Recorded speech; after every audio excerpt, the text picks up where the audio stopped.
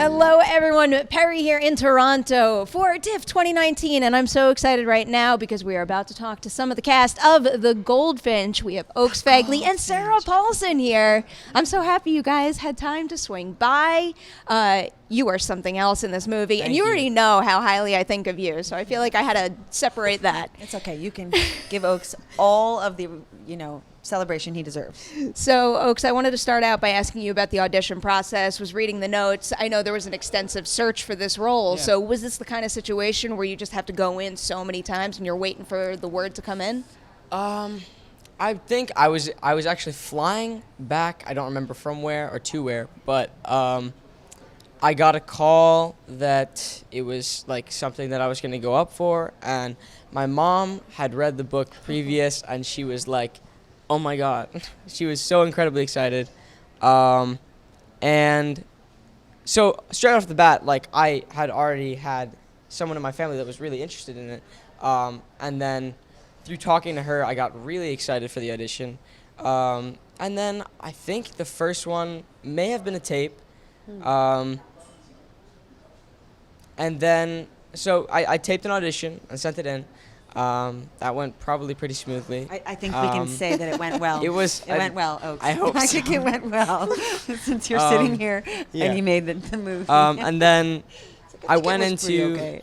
and then I went into the casting office, and that's when I met John, and I think I actually did a chemistry test with Finn at that point. So we read the scenes together that we had together, and then I did some stuff earlier with John, just the scenes that were without Finn, and then that was pretty much it. I think after that, I had got the role. So it wasn't crazy for me, but I'm sure it was very difficult for them to, look for someone. I mean, it's a big deal. You have to have the right Theo, yeah. I think, especially at the beginning of the story. Mm-hmm. It's the heart of the movie. It's the heart of the movie, and it's where you carry, the soul of the thing throughout the whole piece, since it spans so much time. So.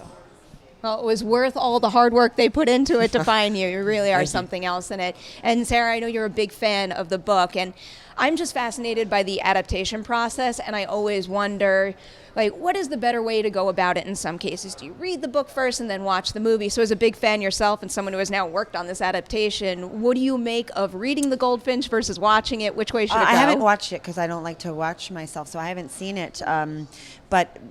But I loved this book so profoundly. But I think anytime you have a piece of literature that you can use as a blueprint, because obviously, as Oaks was saying earlier, that you can't take an almost 800-page novel and compress it and have every rich, tiny detail stay, which is what I think I give such credit to John Crowley for, because he brought so much of and insisted that so much of the book stay and all exactly the right things that make it so indelible, the book that then I think I'm sure is successful in the movie.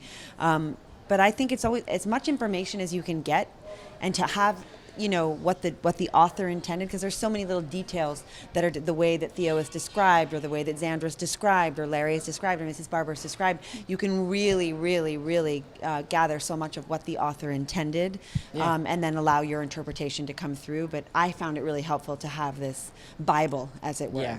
And she is an incredibly descriptive author. Yes, exactly. So that's very nice. You got a lot of stuff in there. Yeah. Using the book as a tool, you can absolutely pull everything from the book and put together the scenes, which is awesome. And that's, I think, one of the things that makes this movie so very similar to the novel, which is awesome, and I think it'll really satisfy the fans of the novel. Yeah.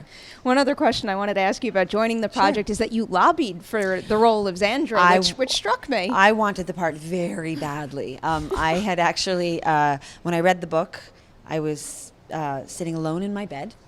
We don't have to talk about that part about it, but I could not put the book down, and I said out loud, if they ever make a movie of this book, I want to play Xandra, I want to play Xandra. And so when I heard they were making the movie, I lobbied very hard, and to John's credit, and also, I do understand there was a resistance to my doing it. I think he knew me from the People versus O.J. Simpson, and I don't I can understand why you don't kind of go, that girl that played Marcia Clark, she can play Xandra. But the beauty of and the great gift and opportunity from an acting standpoint is to try to immerse yourself in something that, and so I loved the challenge of putting on a wig, getting a spray tan, making a tape with a casting director. John was not there, and bringing my own cigarettes into the audition, screaming in my car to try to get a gravel in my voice that I don't actually have, that Xandra has a bit of a deeper voice. And, and I even thought, like, if I don't get this job, at least I gave it a real effort. And then when John wanted to talk to me on the phone, and I heard all the names of the girls that they were talking to, and I was like, oh, I'm never going to get this movie, ever going to get this movie. So it was a big, exciting day for me when I got the call. I couldn't believe it. I can cried. understand that idea too. It's just like, I look at the ensemble in this movie, and there's really kind of nothing like it. Well, a building can't stand up if you don't have all the support beams. Yes. So it's like you have to have the heart and soul of the thing, and you do need the flying buttresses. I just said that you need the things that help keep everything. The movie wouldn't be the same without all of the incredible texture, ensemble members. Like, it's awesome to see all the pieces come together. Mm-hmm. And when watching the film, you'll really see that. I mean, it's great. And everybody had a real passion on the film, and you can really see it. It's really awesome. That actually makes me think of another question that came up in a different interview recently. I was talking to Kelvin Harrison Jr., who is actually here with Waves this year, and he watches a lot of interviews with other actors to just learn things for himself. And one of the things, when I asked him, what would you ask someone that you admire, he wanted to know what your opinion is on, like, especially for you, Oaks, in this situation with a great ensemble, a whole bunch of very talented people around you. What is it like both being part of an ensemble but also needing to, like, be a leader amongst that group? How do you find the balance with something like that? That is an incredibly I know.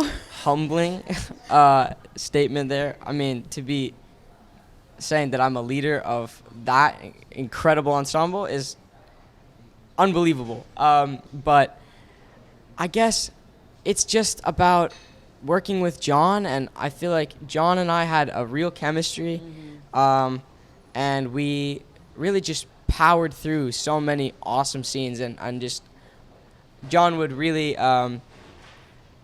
direct me in certain ways that I couldn't even understand while I was working, and then afterwards I'd be like, that take was incredible. Like, how did that even happen? But John is just that kind of director where he just plays with everything and just makes everything come together. Agreed. Agreed. And so that's a great tool that helps as well. And I mean, Ansel and I both carry the role, so I guess that's also helpful as well. I mean, Ansel and I both kind of split that 50-50, which is makes it a bit easier to carry the burden, I guess you could say. All right, 2 follow-ups to the ensemble question. One, of everybody in this cast, who were you the most intimidated to meet and work with? Me, Oaks. Absolutely, this one? Yeah. No, Just kidding. Probably Nicole Kidman, just because. She's like Nicole knowing Kidman, that that's exactly, why. and She's knowing Nicole that you're gonna Kidman, go like, work with Nicole yeah, Kidman's it's like, Nicole Kidman. You're like, wait, whoa. what? I felt that way too. That for driving to set the day that I was like gonna meet her and actually work with her, I was just like butterflies and like, I don't know, it was crazy. But then as soon as I met her, she was like the most conversational, awesome person. It was great, and she's an awesome person. And who of the ensemble surprised you the most? Who, when you got on set with them, they brought something out of you that you didn't even realize you could do? Luke Wilson. The scenes with me and Luke, looking back, and I know you don't like looking at yourself or seeing your True. and seeing your work, but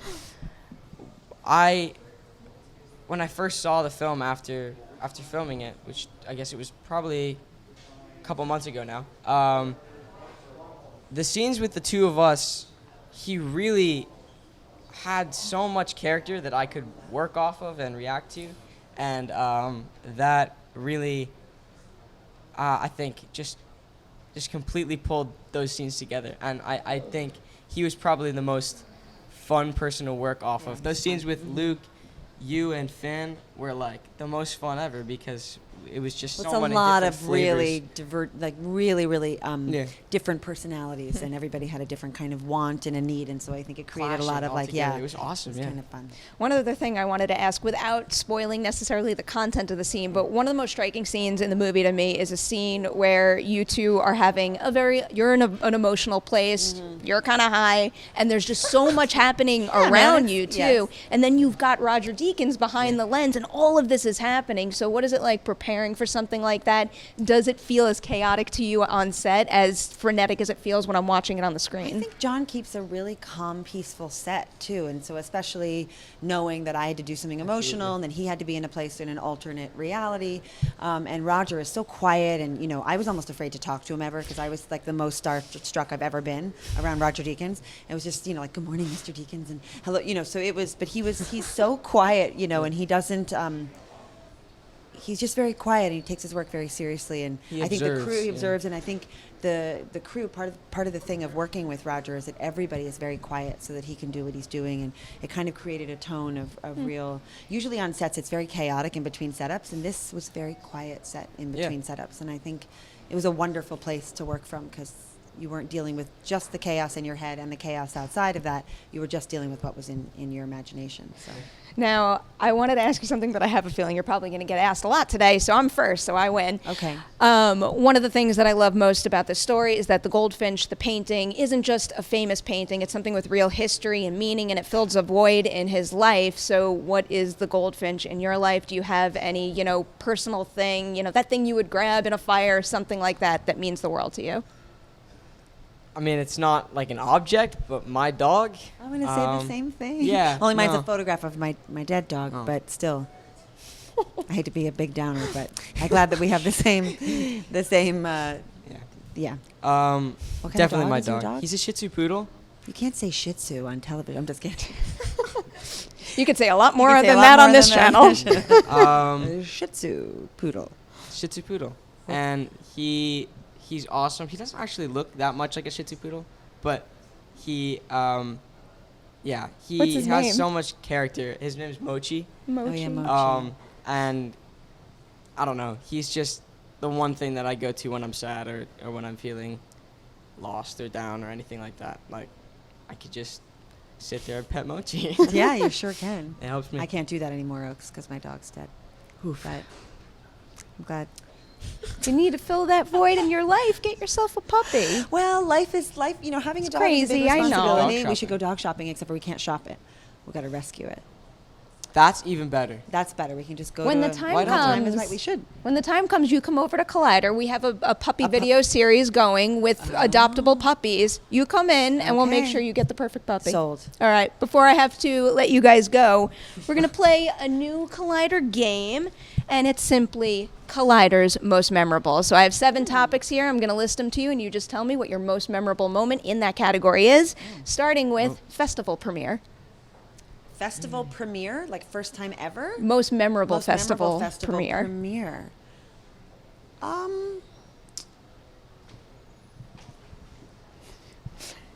I was in London. That's a good one. Good one. Good answer. Good answer. With I like it. Wonderstruck, and it was an awesome tour, and it was the first time I've been to Europe in a very long time, so that was awesome. But I have to say that, and I was wearing this really cool Burberry suit. I like that he goes right to the fashion. But anyway, it was a really cool experience, and going to London was great. I would say that's probably the most memorable.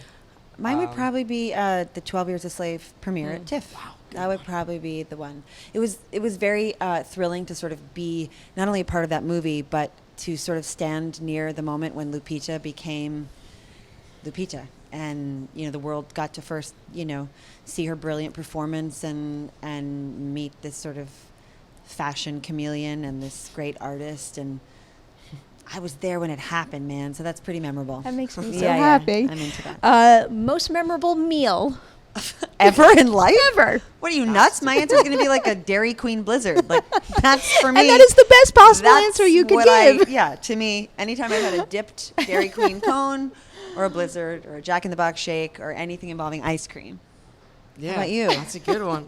I don't know. You're too young to have a most memorable meal, for God's sake. I He's don't almost not even necessarily- 15. You got to train This is him well, and you're absurd. starting off great right I now. don't necessarily know if I have a favorite meal. I don't have like a favorite Like when you food. went to London to the festival, did Yeah. you have a meal there where you were like, this I don't is remember. epic? Yeah, Wait, we can fix this right now, both of you, because you like Yeah. ice cream and you need a I love memorable ice meal. cream. Go on over to Sweet Jesus before you leave here. Sweet Jesus, it's called. It's called I Sweet eat Jesus. ice It's cream. right by the light box, and it is incredible. Okay. Will I be able to fit into my dress after I? Probably not. I'm still fitting into my clothes, All and I've been right. eating Sweet Jesus every year. Every year I've come here. Sweet Jesus. Sweet I like Jesus. the name of it. Most memorable scene you've ever shot? Oh my. Oh man! I wish I had these questions in advance. I feel put on the spot here. You can say the one with me. You're allowed to say that. Am I? Yeah, and I can say the one with you. We don't have to. Let's do that. The scene in the Goldfinch where. That's a good one. Where the unmentionable thing that we can't talk about, when I get very upset with him and he's stoned or whatever you're doing, Tripping. and I've got some information I've got to give him. That was a pretty great day. I don't know. There's I feel lucky. I've living that American Horror Story life that I've lived for so long. I've gotten to do a lot of wild That's things. cool. So it'd be hard to.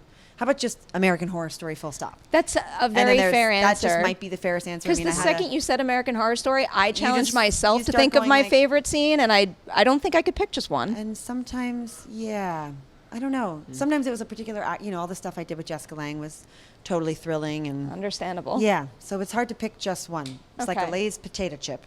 Yeah. I'm doing a lot of product placement right now. I hope I get a gift card from Dairy Queen, Jack in the Box, And Lay's. also Lay's potato chips. Thank you. I'm about to gain 20 pounds for a job. Let's bring it on. I would say probably some of the scenes when I was filming Pete's Dragon. Was the first experience I ever had working with green screen, which is always very Weird. interesting. Yeah, I don't know. Some of them just working off of nothing because it's just a green tennis ball or whatever you're actually looking at. So I would say some of those were some really memorable times in the forests of New Zealand. Yes. That was like Can't beat probably that. the most memorable. Yeah, I of agree. anything. It was just I the have memories of it, location. and I wasn't even there, just from you talking about it. So pretty powerful. Pretty powerful. Wrapping it up. Okay. What is your most memorable rap gift? Most memorable rap gift ever? I got Go ahead. two.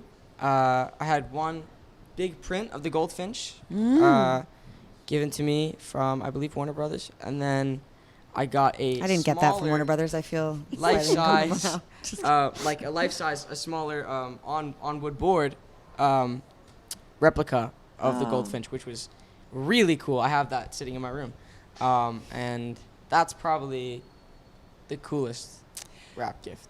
Mine would probably be the slate from the episode of American Horror Story that I directed, that I didn't know they were going to give me, and they, that was pretty cool. It's a good memory That's to awesome. keep.